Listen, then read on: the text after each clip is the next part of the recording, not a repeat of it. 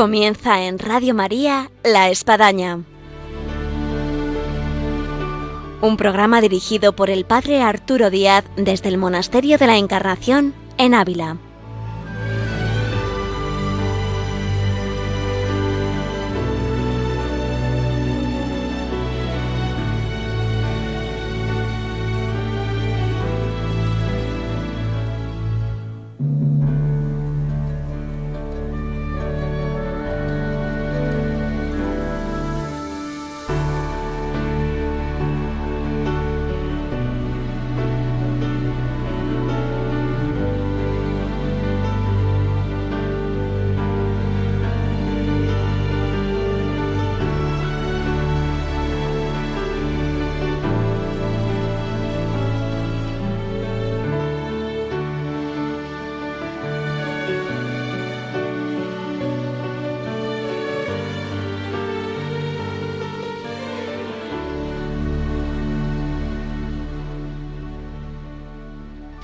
Muy buenos días, bienvenidos a La Espadaña y estrenamos dentro de lo que puede decirse una nueva programación con Radio María en que, como ya habíamos anunciado, en La Espadaña los últimos viernes de mes tendremos la vida y obras de Santa Teresa y damos paso así a nuestra gran colaboradora. Buenos días, María Ángeles. Buenos días y un saludo a Padre en esta nueva etapa de Algunos del oyentes programa. nos han estado llamando diciendo, bueno, ¿y cuándo es la vida y obra de Santa Teresa y dónde ha ido a parar? Pues bueno, aquí yo lo volvemos a decir, los últimos viernes de cada mes de 11 a 11:30 tendremos todo el bloque dedicado a Santa Teresa.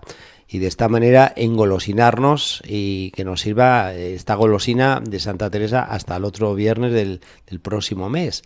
En el día de hoy, de este viernes, vamos a abordar el tema de Santa Teresa como priora de la Encarnación, que llega aquí al que fue su monasterio cuna, donde ella entró, y llega después, pues ya de casi 30 años, llega aquí para estar de priora en 14 de octubre de 1571. Y vamos a ver cómo entra la santa y todo lo que ocurrió, que realmente fue una verdadera revolución en el verdadero sentido. Me imagino, de aquella que se había ido a reformar, a fundar y llega nombrada priora y además sin votación de las monjas. Impuesta, ¿no?, por el provincial y apoyada también por el visitador. Estos dos padres, el padre Ángel Salazar, el provincial, que como hemos visto en programas anteriores, quería que Teresa se quedara fija en la Encarnación, y lo que venía a decir es que, bueno, las calzadas en este momento necesitaban todavía más atención que las descalzas, porque veía en ellas pues una espiritualidad mucho más floja, y que por tanto la santa tenía también que dedicarse a esta casa tan grande donde ella había estado y no podía desatender a estas 150 monjas, 140, 50 que había en este momento. Y por otra parte el visitador pues decía que Teresa había sido nombrada para fundar muchas cosas y que también tendría que ir de un lado para otro, ¿no? O sea, no se ponían de acuerdo. Yo he estado un poco también analizando el por qué Teresa se vino, ¿no?, y fue priora de aquí, de la Encarnación. ¿Cuáles eran los motivos interiores, profundos, para esta decisión de la santa, que en principio parece como un poco chocante, ¿no?, porque ella era Totalmente la monja que sale de aquí a reformar y dejar un poco durante un tiempo abandonadas las fundaciones y a todas sus descalzas, que como hemos visto estaban empezando un poco a ir adelante, y meterse en este lío grandísimo que era el monasterio de la Encarnación. Y claro, aquí se conjugan dos cosas, una de parte de los superiores, el nombrarla a ella priora, y por otro lado Santa Teresa aceptar, porque Santa Teresa estaría tranquilamente muy bien en su convento San José. Claro, entonces la aceptación de la santa viene por algo que es lo que siempre estamos viendo en su biografía y que nos impresiona profundamente, ¿no?, que es su oración, y ella nos lo cuenta. Un día 10 de mayo de este año 1571, pues estaba Teresa orando profundamente, pidiéndole luz al Señor sobre todo esto, ¿no? Y entonces entendió una voz del Señor que le decía, esto lo tenemos recogido por el padre Rivera en el libro de las Recreaciones, y dice así: oh hija, hermanas mías, esas de la Encarnación, y te detienes, pues ten ánimo, mira lo que te quiero yo. Y no es tan dificultoso como te parece, y por donde pensáis perecerán estas otras casas, ganará lo uno y lo otro. no resistas, que es grande mi poder. Ujú. Cuando la santa oyó esto, rápidamente se decidió a venir aquí y a entrar en la encarnación como priora. Nuevamente el Señor había hablado profundamente en su alma, le ha dicho, mira, no puedes desatender a estas hermanas y lo que te puede parecer en principio muy dificultoso, ya verás cómo se van a ir allanando todas las cosas. Como Santa Teresa se mueve por esas mociones del Espíritu Santo, que hace que dé pasos que a lo mejor humanamente ella no los veía para nada, e incluso pues veía un obstáculo en el proceso que ya estaba teniendo de lo que era llevar adelante la reforma. Sí, y el rechazo que personalmente tenía que tener a ser prior aquí, no un rechazo personal, ¿no? Pues lo venció completamente, ¿no? Con estas palabras del Señor, con lo cual ya se decidió a entrar aquí en la encarnación como priora y vamos a ver todo lo que pasó, ¿no? Primero tuvo que pasar por Medina del Campo, pues para dejar un poco las cosas ordenadas dentro de sus descalzas. Y viendo que doña Teresa de Quesada, de la que habíamos hablado, pues estaba todavía por allí, y ver un poco qué era lo que estaba pasando con todo ello, ¿no? Porque había sido un poco el motivo de todo este proceso. Se reunieron allí en octubre del año 1571, se reunió con las descalzas y entonces les comunicó que renunciaba al cargo y que se quedaba nombrada como priora de la Encarnación. Bueno, la noticia cayó en la comunidad como una verdadera bomba, y bueno, pues les costó muchísimo a las monjas entender esta decisión de la santa, de que volvía y que por tanto las dejaba un poco desamparadas en este sentido. Sí, porque es para pensar los conventos que había fundado, esa orfandad que iban a tener durante este tiempo al ver a su madre abocada a llevar adelante pues este priorato aquí de la Encarnación. Además también es muy interesante, María Ángeles, que Santa Teresa, antes de ser priora aquí de la Encarnación, en este monasterio no se llegó a registrar ningún cargo importante que ella tuviese, no sale en ningún registro que hubiera sido subpriora, que hubiera sido tornera, en fin, no hay nada escrito de que Santa Teresa tuviese algún cargo relevante. Y en cambio llega de priora y va a ser cuando, bueno, va a dejar una profunda huella aquí en este monasterio. Sí, en sus descalzas se produjo una verdadera bomba, como si dijéramos, cuando dijo la santa que venía para acá. Bueno, pues aquí en la Encarnación fue muchísima, la bomba fue muchísimo mayor, fue un maremoto, porque claro, no lo podían entender, sobre todo porque era el padre Ángel de Salazar el que promovía todo esto, y las monjas pues a él le veían como un padre que estaba acostumbrado a meterse en las cosas de la comunidad y a quitarlas a ellas un poco la libertad que tenían, ¿no? Como monjas. Y por tanto la santa era vista un poco como víctima del provincial y que había estado un poco allí puesta siguiendo las directrices que las monjas consideraban un poco arbitrarias de este padre. También ocurrieron una serie de cosas que fueron enrareciendo un poco el ambiente de las monjas, porque la santa, que pasó unos días antes de entrar en la Encarnación aquí en el convento de San José, pues he leído que escribió un edicto para que echaran de allí a todas las señoras seglares, que eran muchas, de la Encarnación. Y entonces todas aquellas señoras que estaban aquí en la Encarnación, bueno, que podían ser jóvenes que estaban educándose con sus tías, servicio en las celdas de las monjas, es decir, todas ellas fuera, con lo cual las monjas se quedaron también sin una fuente de, como si dijéramos, de financiación importante, porque muchas de ellas pagaban por estar aquí, todas estas educandas, y sobre todo porque se quedaron las monjas solas, ¿no? La santa en la Encarnación tenía sus amigas, lo hemos ido viendo a lo largo de los programas. Tenía sus partidarias y era un buen número también. Habían salido más de 34, he recogido yo hasta el momento, y realmente solo habían regresado 8 por falta de salud, y todas ellas habían sido pues las con las que había contado, las capitanas, ¿no? Sí. Con las que la santa había contado para todas sus fundaciones. También en Ávila el ambiente contra la santa era tremendo, ¿no? Porque se hostigaba mucho con todo esto, es decir, la gente no entendía que esta monja volviera aquí, que había salido, ¿no? Y que nuevamente fuera priora y que estaba cambiando todo este ambiente, ¿no? Sobre todo muchos caballeros y muchas señoras que estaban muy acostumbrados a venir aquí por la Encarnación, ¿no? La Encarnación en aquel momento era un sitio muy visitado. Aquí los locutorios, que ahora son un sitios pues bastante solitarios, o por lo menos donde para poder hablar con una monja pues es una cosa como concreta, ¿no? No es algo muy habitual.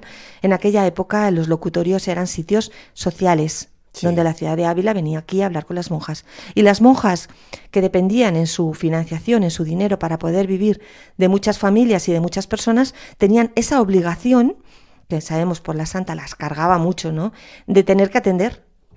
Entonces estaban largas horas atendiendo a toda la ciudad, ¿no? De esa época, nosotros aquí en el Monasterio de la Encarnación tenemos en sí 5 locutorios. Actualmente, con la reforma, es uno solo y es el que rige, y los otros son hoy en día museo, parte del recorrido que hacen los peregrinos y visitantes, pero bueno, efectivamente el número de locutorios cuenta lo que nos está diciendo María Ángeles, que era muy solicitados y que era un sinfín de caballeros, de personas, doncellas que venían por aquí a hablar, a tener tertulia con las monjas. Claro, y cuando ocurrió todo esto, es decir, con la imposición de la santa, esta entrada que vamos a contar ahora tan violenta que tuvo que hacer la santa para poder tomar el cargo de priora, pues todas estas personas consideraban a la Encarnación también casi como su casa, porque venían mucho por aquí, por lo tanto era algo que les impedía, les presionaba a seguir adelante en toda esta manifestación en contra de esta monja, ¿no?, llamada Teresa de Jesús. Estamos, padre, ya en un día muy, muy importante, que ocurrieron una serie de cosas que vamos a ir narrando. ¿Qué día es? 14 de octubre del año 1571. Lo que son las fechas. ¿Quién iba a decir a Santa Teresa que el 15 de octubre iba a ser su fiesta? Y aquí estamos en la víspera de ese año 1571 que llega de priora. Sí, que podemos también, cuando vemos las fiestas, pues recordar también otros momentos de la vida, ¿no? Bueno, pues Teresa en este momento pues aparece aquí. Venía desde San José andando y venía con la capa blanca y traía cogida una imagen de San José, como ella siempre que iba a cualquier sitio, ¿no?, que llevaba en las fundaciones, ¿no? La acompañaban 3 frailes vestidos de capas blancas, frailes calzados, el corregidor y el regidor, ¿no? Entonces el provincial entró en la iglesia, aquí en la Encarnación, intentando abrirse paso por el coro bajo. Entonces la madre de Teresa se quedó sentada en ese momento en un banco de piedra que hay aquí en la Encarnación, justo en la entrada de la iglesia. Por un lado, los frailes forzaban la puerta que está en el coro bajo para intentar entrar y meter por allí a la madre Teresa.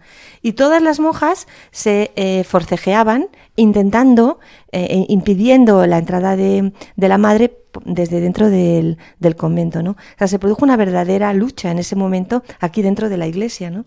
Un forcejeo. Si alguien quiere poner imagen a todo esto que está diciendo María Ángeles, puede recurrir una vez más a la serie televisiva de Radio Televisión Española de Santa Teresa, que hace de actriz de Santa Teresa Conchita Velasco, y poner una imagen pues muy adecuada de todo lo que está diciendo aquí María Ángeles, exactamente, todo este forcejeo, esa espera de Santa Teresa con el San José en sus brazos, las monjas que acudían a hacer, por decir así, barricada en la puerta a arreglar para que no pudiesen entrar, y van a entrar, como nos hacía referencia María Ángeles, por una puerta pequeñita que está en el coro bajo de la iglesia, y que hay que decir, María Ángeles, que se descubrió hace poco, porque el tiempo fue tapada, y con motivo de las obras, y estamos ya hablando de 1967, pues se vio como algo providencial, un regalo de Santa Teresa, el descubrir esa puerta que lógicamente se llegó a destapar, y hoy en día los que vienen aquí a visitar y a ver, pues es una puerta que la pueden ver ahí en el coro bajo de la iglesia. Sí, es uno de los sitios muy entrañables de la visita aquí al Monasterio de la Encarnación. Sí.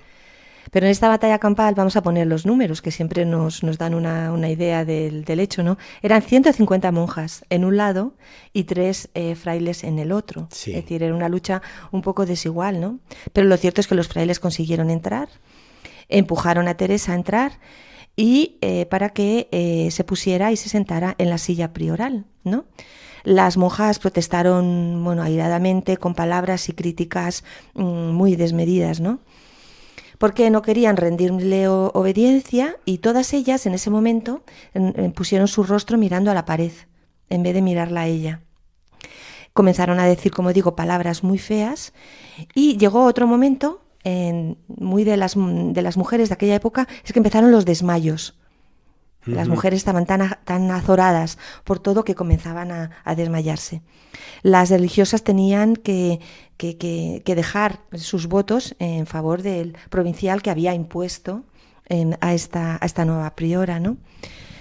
Entonces el provincial en un momento se levantó la voz y les dijo, todo esto nos lo cuenta doña Catalina de Castro y Pinel. En el libro, sí. Que tenemos de ella, de retablos de carmelitas. Sí. Le preguntó el provincial a las monjas, en fin, ¿no quieren vuestras mercedes a la Madre Teresa de Jesús? Y entonces todas ellas dijeron, la queremos y la amamos. Es decir, que no es que no la quisieran.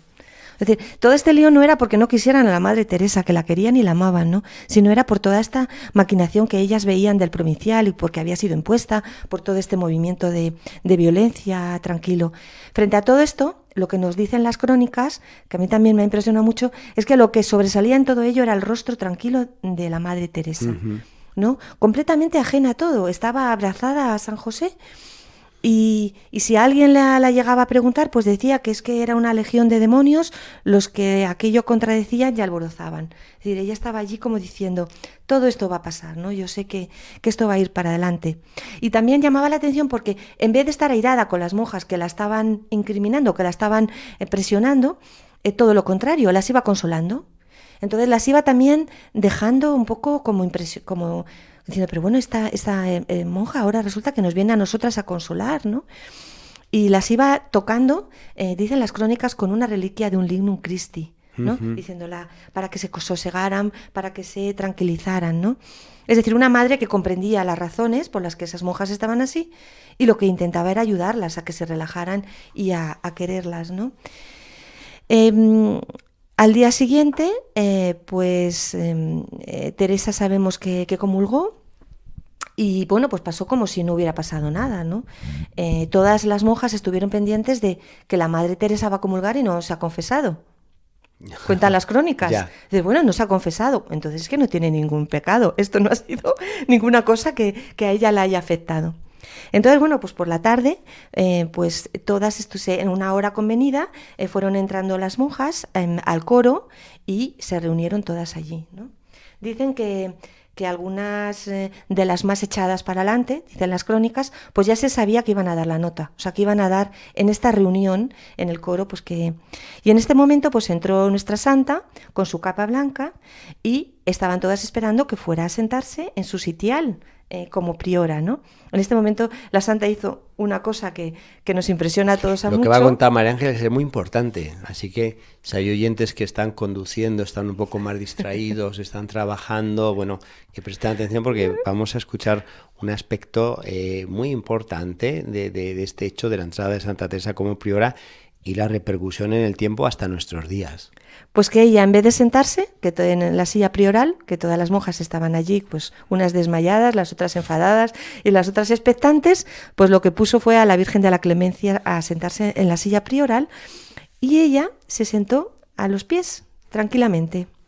Y ese gesto de humildad, lógicamente, tocó a la comunidad. Completamente. Cuando además ella dice, bueno, señora, no voy a ser yo la priora, sino que va a ser la Virgen María. Entonces, bueno, eso conmocionó. Conmocionó muchísimo. Puso ahí pues a Nuestra Señora, la Virgen de la Clemencia.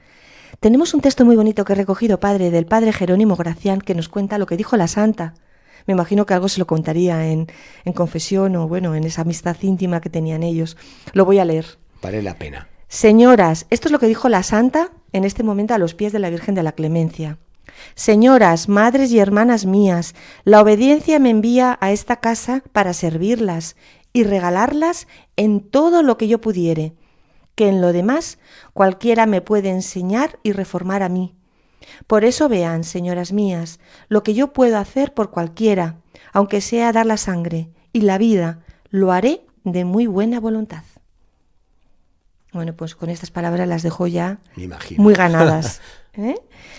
Porque, bueno, había puesto a la Virgen como priora, ella simplemente se había puesto a los pies en una actitud de humildad y de servicio, como vemos, a toda la comunidad, y se había puesto a servir, ¿no? La que salía, la que parecía en principio que iba como de pionera, como por encima de las demás, podían pensar algunas de ellas, pues justo Dijo, no, yo lo que vengo aquí es a serviros a todas vosotras y a solucionar los problemas de las monjas. Ahora, esto bien prueba el carácter, la forma de ser de Santa Teresa. Yo no sé por qué a María Ángeles a veces se la tacha a esta nuestra santa pues de un carácter así fuerte, impositivo, de una mujer así con el ceño fruncido y bueno, y todo lo contrario. Cómo sabía tener este don de gentes, cómo tenía este grado de humanidad de saber tratar a las personas, de hacerse con situaciones nada fáciles y salir triunfante. Completamente. Mire, padre, por ejemplo, uno de los problemas que tenían las monjas, por lo que estaban así en Levantisca, es porque realmente no tenían dinero para poder vivir. Sabemos que en este convento, en este monasterio tan grande, incluso las monjas las tenían a veces que mandar con sus parientes a comer, porque no había. Entonces, Cierto. ¿qué es lo que hizo la santa para ayudarlas? Intentar buscar limosnas en todos sus amigos ricos, entre ellos, por ejemplo, la duquesa de Alba, que dio a la santa 100 ducados, ¿no? Es decir, que es curioso, ¿no? Es una reflexión que yo he leído por ahí y me ha hecho pensar.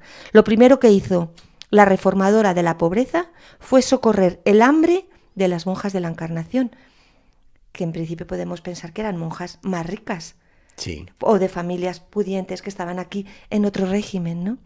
Pero que habían pasado tanta hambre que realmente pues a muchas de ellas estaban ahí pasando verdadera necesidad. Entonces habían visto cómo les habían quitado a todos las seglares que había con ellas y que esta monja pues poco a poco las iba a apartar de la ciudad, con lo cual se iban a quedar sin limosnas, en fin. También la santa hizo algo que, ya que la vamos conociendo, pues nos damos cuenta, ¿no? No solamente las dio pan material, sino también pan espiritual. Se dio cuenta de la necesidad que tenían de formación espiritual. Nos cuentan las crónicas que se pasaba las noches escribiendo sobre aspectos de la pasión y luego las hablaba a las monjas. Es decir, busquen, hermanas, vamos a ver esta meditación sobre la pasión. Vamos a ir poco a poco enseñándolas, ¿no?, a entrar en esta vía de la oración. También sabemos que empezó a rezar las horas y el Magnificat en un camino de recogimiento orante profundo y que por tanto ella misma fue como un poco el ejemplo para que se empezaran a rezar las horas y el Magnificat de otra manera mucho más profunda, ¿no? Decía la hermana María Bautista, es cosa de admiración ver de qué manera la vinieron a amar. La vinieron a amar en lo que veían, en lo que recibían de ella, en todo el cariño, ¿no?, de una madre que realmente estaba siendo así, ¿no? Ella también hizo algo, porque Teresa, como sabemos, era muy dulce, muy suave, muy maternal por un lado, pero también era inflexible en determinadas cosas. Es decir, puso unas verdaderas rejas separando el monasterio de la ciudad. Esto le trajo con muchísimos problemas con la ciudad, ¿no? Muchísimos caballeros que iban a hablar con las monjas, muchísimas señoras que iban por allí y realmente todos ellos se iban como espantados de la autoridad de esta monja, que lo primero que hizo fue esto. Ella enseguida se dio cuenta que la gente iba a entretenerse y que por entretenerse en aquella época lo que hacía era quitarle a las monjas su momento de recogimiento y de vida en silencio y en oración, ¿no? Y realmente tuvo que hacer plante y estar frente a caballeros y señoras que no entendían todo esto, ¿no? En este momento vamos a contar una cosa antes de terminar, padre. Otro día muy importante que también tiene que ver con la Virgen de la Clemencia, ¿no? El día 19 de enero del año 1572. Ese relato no puede faltar. No puede faltar. Hemos visto que la santa había puesto a la Virgen de la Clemencia y la devoción grandísima que había en este monasterio por esta Virgen. Entonces voy a leer un poco como ella nos lo cuenta, ¿no?, en la cuenta de Conciencia 22, todo lo que pasó este día. Dice la santa, esto es una visión que la santa tuvo. Vi en la silla prioral, a donde está expuesta Nuestra Señora de la Clemencia, bajar con gran multitud de ángeles la Madre de Dios y ponerse allí. No vi la imagen entonces, sino esta señora que digo, se parecía algo a la imagen que me dio la condesa de Osorno, ¿no? Es un cuadro que está en San José de Ávila. Parecíanme encima de las camas, de las sillas y sobre los antepechos ángeles. estuvo ansí toda la salve. Y díjome: bien acertaste a ponerme aquí. Yo estaré presente en las alabanzas que hicieren a mi hijo y se las presentaré. Es decir, esta es una visión de la santa, una visión intelectual nuevamente, ¿no? En el que la Virgen se le apareció y le dijo que lo que le pidamos a la Virgen de la Clemencia, a la Virgen, en cualquiera de sus advocaciones, ella se lo va a presentar a nuestro Señor Jesucristo, ¿no? Y bueno, desde entonces aquí en este monasterio, ¿no?, hay una devoción grandísima a la Virgen. Promesa de la Virgen de que todo el que me presente les ha presentado a mi hijo, y bueno, prueba de ello es la devoción que hay en torno a la Virgen de la Clemencia. Termina simplemente esta cuenta de conciencia diciendo: parecíame que la persona del Padre me llegaba de sí y decía palabras muy agradables. Entre ellas me dijo: yo te di a mi Hijo y al Espíritu Santo y a esta Virgen. ¿Qué me puedes dar tú a mí? Precioso, María Ángeles. Pues nos quedamos en la Virgen de la Clemencia, pero más de algún oyente se queda con ganas de más, y yo creo que les podemos adelantar que vamos a ver en la Espadaña en el último viernes de mes en torno a la vida y obra de Santa Teresa. Va a ser un programa espectacular que no quiero que nadie se pierda, porque claro, en este pan que estábamos hablando espiritual que la santa quiere dar a sus monjas, pues lo primero que hizo fue traerse al medio fraile que ella decía santo, que era Juan de la Cruz, para que ayudara a las monjas espiritualmente en su camino de fe, para instruirlas y para ayudarlas en todo, para que fuera realmente el baluarte que ella quería aquí. Es verdad que quitó a San Juan de otra serie de trabajos que tenía, como sabemos, en formación de novicios y de otras cosas de la orden, pero para ella era completamente prioritario que viniera aquí San Juan. Así que no se lo pierdan. No se lo pueden perder. Todo el apostolado de San Juan de la Cruz en la Encarnación. Programa San Juan de la Cruz en la Espadaña, en esta vida y obra de Santa Teresa. Pues muchas gracias, María Ángeles, nos despedimos de nuestros oyentes. Pues nada, les esperamos aquí. Y aquí estaremos, Dios mediante, el próximo viernes y, como decíamos, no se pierdan la próxima Espadaña en torno a la vida de Santa Teresa de ese último viernes de mes, que será sobre San Juan de la Cruz. Un saludo y oraciones aquí desde el Monasterio de la Encarnación en Ávila.